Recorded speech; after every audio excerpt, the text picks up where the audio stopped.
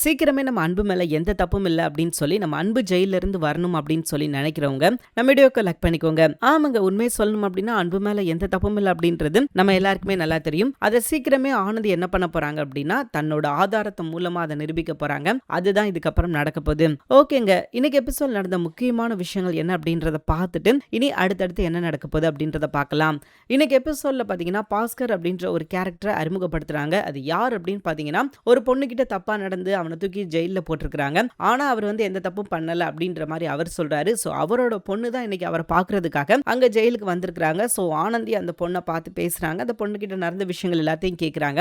அப்போ ஆனந்தியை பார்த்தோன்னே தன்னோட சொந்த அக்கா மாதிரி இருக்குது, நடந்த விஷயத்த சொல்லலாம் அப்படின்னு சொல்லி அந்த பொண்ணும் என்ன பண்றாங்க அப்படின்னா ஆனந்தி கிட்ட தன்னோட அப்பாவோட கதையை சொல்றாங்க. இதை கேட்ட ஆனந்திக்கு ரொம்ப ஷாக்கு. ஏன் அப்படின்னா அவரோட வாழ்க்கையில ஒரு மிகப்பெரிய ஒரு சூழ்ச்சி ஒண்ணு நடந்திருக்குது. அதாவது அவர் எந்த தப்புமே பண்ணாம அவர் மேல திட்டம் போட்டு பழி சுமத்தி அவர் வீட்டை விட்டும் சரி ஊரை விட்டும் சரி அவரை கிட்டத்தட்ட ஒதுக்கி வச்ச மாதிரி ஒதுக்கி வச்சு இப்ப ஜெயிலுக்கு அனுப்பியிருக்கிறாங்க. ஆனா இது அவர் எப்படி நிரூபிக்க போறார் அப்படின்னு சொல்லி தெரியல. பட் அவர் நிரூபிச்சா மட்டும்தான் இந்த பொண்ணு காப்பாற்றப்படுவா. ஏன் அப்படின்னா இந்த பொண்ணு தனியா இருக்கிறாங்க, இந்த பொண்ணுக்கு துணைக்கு அப்படின்னு பாத்தீங்கன்னா யாருமே கிடையாது அப்படின்றதுனால ஆனந்த் இந்த பொண்ணுக்கு ஏதாவது உதவி பண்ணி நம்ம இந்த பொண்ணை கூடயே வச்சுக்கலாம் அப்படின்னு சொல்லி நினைக்கிறாங்க. அண்ட் அது போக பாத்தீங்கன்னா அன்பு பாக்குறதுக்காக இவங்க ஜெயிலுக்குள்ள போகணும் அப்படின்னு சொல்லி நினைக்கும் போது இந்த பொண்ணு கிட்ட எந்த ப்ரூஃப்மே கிடையாது. ஆனந்தி என்னோட கைடன்ஸ்ல நான் கூட்டு போயிட்டு வரேன், அதாவது நான் எனக்கு துணையா கூட்டு போயிட்டு வரேன் அப்படின்ற மாதிரி சொல்லி அவங்க அப்பா பார்த்து பேச வச்சுக்கலாம் அப்படின்னு முடிவு பண்ணி அவங்க என்ன பண்றாங்க அப்படின்னா இவங்களை கூப்பிட்டுட்டு போறாங்க.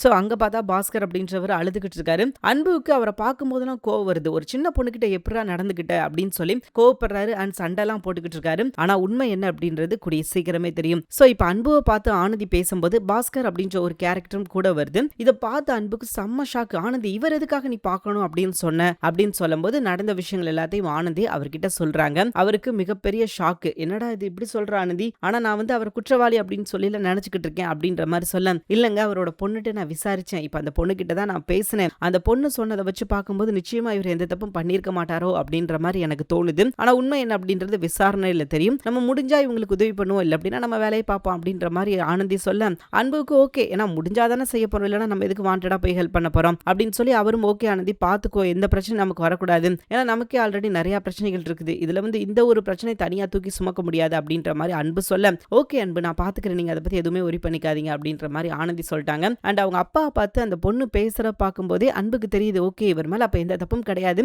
இவரை வேணுக்குமே திட்டம் போட்டு இந்த விஷயத்துல சிக்க வச்சிருக்காங்க அப்படின்றத நம்ம அன்பு புரிஞ்சுக்கிறாரு. சோ அன்பு மேல எந்த தப்பும் இல்லை அப்படின்னு சொல்லி அவர் வெளியே வந்ததுக்கு அப்புறமா நிச்சயமா இவருக்கு உதவி செய்யறதுக்காக தான் இப்படி ஒரு கேரக்டர், ஏன்னா அதுக்கப்புறம் கதை மூவ் ஆகணும் இல்லையா, அதுக்காக இப்படி ஒரு விஷயத்த உள்ள கொண்டு வந்திருக்காங்க. அப்படி இல்லை அப்படின்னா இதுவும் அன்பை மாட்ட வைக்கிறதுக்கான ஒரு சதியா கூட இருக்கலாம். என்னங்க நம்ப முடியும், அன்பு சுத்தி தான் நிறைய பிரச்சனைகள் போய்கிட்டு இருக்குது. சோ அன்பு கொலை செய்யறது கூட இப்படி ஒரு கேரக்டர் ஏற்பாடு பண்ணிருக்கலாம், ஏன்னா ஆல்ரெடி அந்த விஷயத்தை தான் சொல்லிக்கிட்டு இருந்தாங்க, அன்பு ஜெயிலுக்குள்ளே வச்சு முடிச்சிடணும் அப்படின்னு சொல்லி. மேபி அதற்கான ஒரு கேரக்டர் அது இருக்குமா அப்படின்றத நம்ம பொறுத்திருந்து தான் பார்க்கணும். தேங்க்யூ ஃபார் வாட்சிங்.